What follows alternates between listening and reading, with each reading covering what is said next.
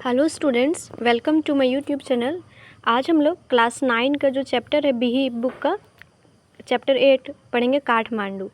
ये जो स्टोरी है वो ट्रैवलिंग डायरी का एक पार्ट है। विक्रम सेठ बहुत ज़्यादा ट्रैवलिंग करते थे और वो अपने एक्सपीरियंस को लिखते थे, उसी का एक पार्ट दिया हुआ है काठमांडू। जब वो काठमांडू गए थे तो उन्होंने क्या क्या एक्सपीरियंस किया उसी के बारे में इस चैप्टर में बताया गया। Before you read, do you like travelling? इस चैप्टर को स्टार्ट करने से पहले कुछ क्वेश्चंस है कि आपको ट्रैवलिंग करना पसंद है। The writer Vikram Seth enjoy it very much. और इस चैप्टर का जो राइटर है विक्रम सेठ, उसको ट्रैवलिंग करना बहुत पसंद था और बहुत ज़्यादा इन्जॉय करते थे ट्रैवलिंग में। In this book heaven lake he describes a long journey from China to India. उनका एक बुक है हेवन लेक, उसमें उन्होंने डिस्क्राइब किया है अपना जर्नी को जब वो चाइना से इंडिया आए थे। वाई तिब्बत और नेपाल, तिब्बत और नेपाल होते हुए जब चाइना से वो इंडिया आए थे तो उस जर्नी के बारे में उन्होंने द हेवन लेक में उसका जिक्र किया है। Have you heard of place like Ajmer Sharif, Madurai, Sanchi, Varanasi, Sarnath और हेलीबीड? आपने कभी इस सब जगह का नाम सुना है, जैसे अजमेर शरीफ, मदुरई, सांची, वाराणसी, सारनाथ और हेलीबीड? अगर आपने सुना है तो आप उसमें रिसर्च कीजिए कि ये सब जगह क्यों फेमस है। Can you name some other places like this? और क्या आप बता सकते हैं इसी तरह का कोई और होली प्लेसेस जिसको आप जानते हो? What do the surroundings of A holy place in your city look like? और आपके शहर में जो भी होली प्लेसेस है उसके आसपास देख के आपको कैसा लगता है? भीड़ भाड़ है या फिर शांति है, कैसा है? Think about it as you read Vikram Seth description of Kathmandu. आप अपने आसपास के होली प्लेसेस के बारे में सोचिए। आप इस चैप्टर को, विक्रम सेठ का काठमांडू चैप्टर को पढ़ते हुए आप अपने आसपास जो होली प्लेसेस उनके बारे में सोचिए कि वहाँ देख के कैसा लगता है आपको। तो इस चैप्टर स्टार्ट करते हैं। I get a cheap room in the centre of town and sleep for hours. मैंने एक सस्ता सा रूम, टाउन में एक सस्ता सा रूम ले लिया और कई घंटों तक सोते रहे। The next morning with Mr Shah son and nephew I visit the 2 temples in Kathmandu. और दूसरे दिन मिस्टर शाह के बेटे और उनके भतीजे के साथ मैंने 2 जगह, काठमांडू के 2 जगह का दर्शन किया।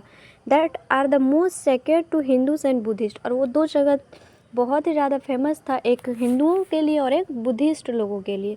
वो काठमांडू जाते हैं और शहर के बीच में एक रूम लेते हैं, सस्ता सा रूम लेते हैं और वहाँ कई घंटों तक सोते रहते हैं। नेक्स्ट मॉर्निंग अपने वो शाह के बेटे और नेफ्यू के साथ 2 जगह घूमने जाते हैं। एक बहुत फेमस जगह, एक हिंदुओं के लिए, एक बुद्धिस्ट के लिए फेमस है वो दोनों।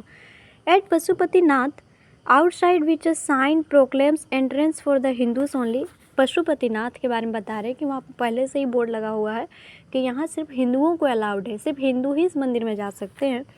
There is an atmosphere of terrible confusion. और वहाँ का जो एटमोसफेयर था वो, मतलब वहाँ का जो सराउंडिंग था वो चहल पहल था। वहाँ पे वो जो प्लेस था पशुपतिनाथ टेम्पल का, जो ग्राउंड था वहाँ पे बहुत चहल पहल था। वहाँ पे priest, hawkers, devotees, tourist, cows, monkeys, pigeons and dogs roam through the grounds. और वहाँ जो ग्राउंड था, मंदिर के आसपास जो जगह था, वहाँ पे पुजारी, दुकानदार जो फेरी लगा के सामान बेच रहे थे, श्रद्धालु, टूरिस्ट, गाय, मंकी, पिजन्स और कुत्ते और बहुत सारे लोग थे जो उस ग्राउंड में चहल पहल कर रहे थे, इधर उधर घूम रहे थे। We offer a few flower.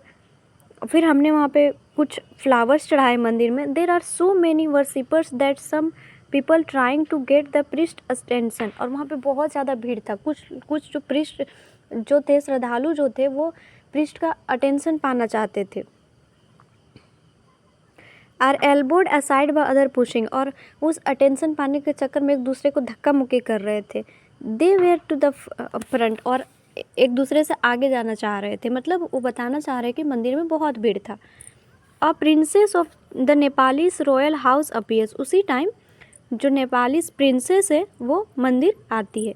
Every one boss and make way. और अब सब कोई उस जगह को खाली कर देते हैं और प्रिंसेस के लिए रास्ता देते हैं।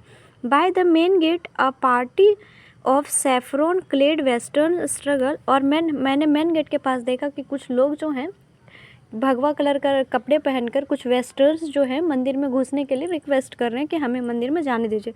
फॉर परमिशन टू एंटर, वो परमिशन मांग रहे हैं उस मंदिर में एंटर करने के लिए। The policeman is not convinced that they are the Hindus, और जो वहाँ पुलिस जो है वो उनको आने नहीं दे रहे क्योंकि उनको विश्वास नहीं हो रहा है कि ये लोग हिंदू हैं। The only Hindus are allowed to enter the temple, और राइटर ने पहले ही बताया कि उस मंदिर के आगे बोर्ड लगा हुआ है कि सिर्फ हिंदुओं को अलाउड है इस मंदिर में आने के लिए। A fight breaks out between two monkeys, और उसी टाइम देखा कि एक दो मंकी जो है वो लड़ रहे थे। One chases the other who jumps into a Shivalinga, और वो एक दूसरे को चेस कर रहे, चिढ़ा रहे हैं। एक बंदर जो है उछलते हुए शिवलिंग पे चढ़ जाता है। Then runs screaming around the temples and down to the river, और फिर मंदिर के वो चारों तरफ चक्कर लगाते हैं और फिर नदी के साइड वो चले जाते हैं। The Holi Bagmati that flows below, और जो नदी है बागमती नदी वो उस मंदिर के बगल से बहती है। A corpse is being cremated on its banks, और राइटर ने और देखा कि एक जो है लाश जो है उस बागमती रिवर के किनारे जलाया जा रहा था। यहाँ पे देखिए फिगर बना हुआ है, पशुपतिनाथ टेम्पल काठमांडू का ये फिगर है। यहाँ पे ये बोर्ड लगा हुआ है कि सिर्फ हिंदूज अलाउड है और कोई धर्म को अलाउड नहीं करता इस मंदिर।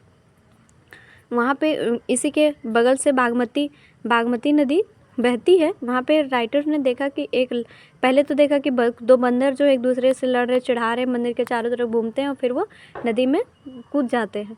फिर देखे कि बागमती नदी के किनारे एक लाश को जलाया जा रहा है, और washermens are at their work and children bath, और वहाँ पे जो धोबी है वो वाशर वुमेन जो धोबी है, लेडीज़ धोबी है, वो कपड़े धो रही है और उनके बच्चे नहा रहे हैं। वहाँ मतलब राइटर दिखाना चाहती कि उन्होंने ज़िंदगी और मौत को एक साथ देखा कि कुछ लोग अपनी ज़िंदगी जी रहे हैं और वहीं बगल में एक लाश को जलाया जा रहा है। From A balcony a basket of flowers and leaves all offerings now wilted, और उन्होंने फिर देखा कि बालकनी से कुछ फ्लावर्स और लीव्स जो ऐसा लग रहा है कि कुछ दिन पहले ये मंदिर में चढ़ा होगा, अभी थोड़ा मुरझा गया, वो नदी में बहाया जा रहा है।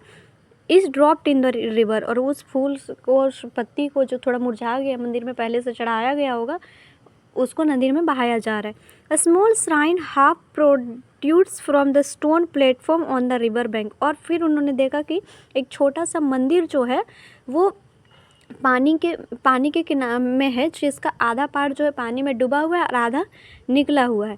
When it emerges fully the goddess inside will escape, और ऐसा मान्यता है कि जब ये मंदिर पूरी तरह से पानी से बाहर आ जाएगा, वो मंदिर जो है श्राइन जो है वो आधा पानी में है आधा ऊपर है, और ऐसा मान्यता है कि जब वो मंदिर पूरी तरह से पानी के ऊपर आ जाएगा तब भगवान आएंगे and the evil period of the Kaliyuga will end on the earth, और वो कलयुग का अंत हो जाएगा और भगवान आएंगे और एविल पीरियड ऑफ कलयुग का अंत हो जाएगा। एट द बौद्ध stupa the Buddhist shrine of Kathmandu, अब वो दूसरा जगह जाते हैं। उन्होंने बताया कि उन्होंने दो होली प्लेसेस को विजिट किया, एक पशुपतिनाथ टेम्पल और एक बौद्ध स्तूपा। तो पशुपतिनाथ टेम्पल में उन्होंने देखा कि भीड़ भाड़ है, बहुत ज़्यादा भीड़ है, सब एक दूसरे पृष्ठ का अटेंशन पाने के लिए एक दूसरे श्रद्धालु लोग एक दूसरे को धक्का मुक्की कर रहे हैं। और वहीं दूसरी जगह जब बौद्ध स्तूपा घूमने जाते हैं तो उन्होंने देखा कि यहाँ बहुत शांति है। The Buddhist shrine of Kathmandu there is in contrast a sense of stillness, और दूसरी तरफ उन्होंने देखा कि उस जगह पे पूरा भीड़ भाड़ और यहाँ पे पूरा शांति, पूरा पीस फैला हुआ है। Its immense wide dome is ringed by a road, और उन्होंने देखा कि ये जो स्तूप है उसके चारों तरफ से रोड जा रहा है। A small shops stand on it's outer as, और छोटे छोटे दुकान उस रोड के किनारे लगाए गए हैं। Many of these are owned by Tibetan immigrants, और ये जो दुकान है उसमें से बहुत ज़्यादा मतलब मैक्सिमम दुकान जो है तिब्बतियों के द्वारा लगाया गया है। वहाँ पे क्या क्या मिल रहा है? Felt bags, Tibetan prints and silver jewellery, वहाँ पे बैग्स मिल रहे हैं, तिब्बतन प्रिंट्स, वहाँ पे जो तिब्बत का जो लोकल प्रिंट्स होगा जो फेमस होगा उनसे वो सब प्रिंट का बैग मिल रहा है, सिल्वर ज्वेलरी मिल रहे हैं। कैन बी बाउट हियर, वे सब वहाँ पे आप खरीद सकते हैं। देर आर नो क्राउड्स, और यहाँ पे कोई भीड़ नहीं है, पूरा शांति है। This is a haven of quietness in the busy street around, और ये एक हेवन है उस बिजी शहर में, ये एक हेवन के जैसा, यहाँ पे पूरा शांति, आपको पूरा पीस फील होगा।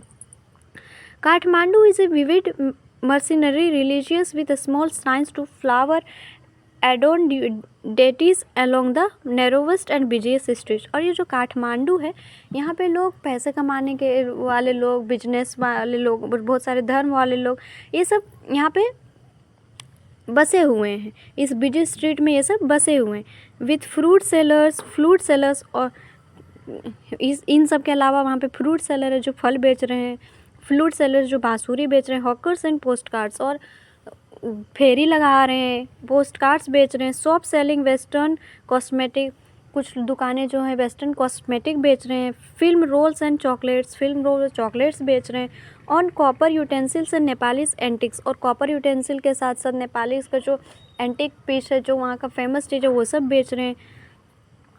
Film songs Blair out from the radios, और रेडियोज़ से फिल्म का सॉन्ग बज रहा है।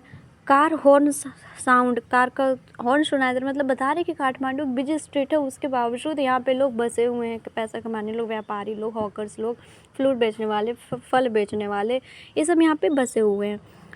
Film songs Blair out from the radios में फिल्म सॉन्ग बज रहा है। कार का हॉर्न सुनाई दे रहा है। बाइसाइकिल बेल्स रिंग, साइकिल का रिंग सुनाई दे रहा है।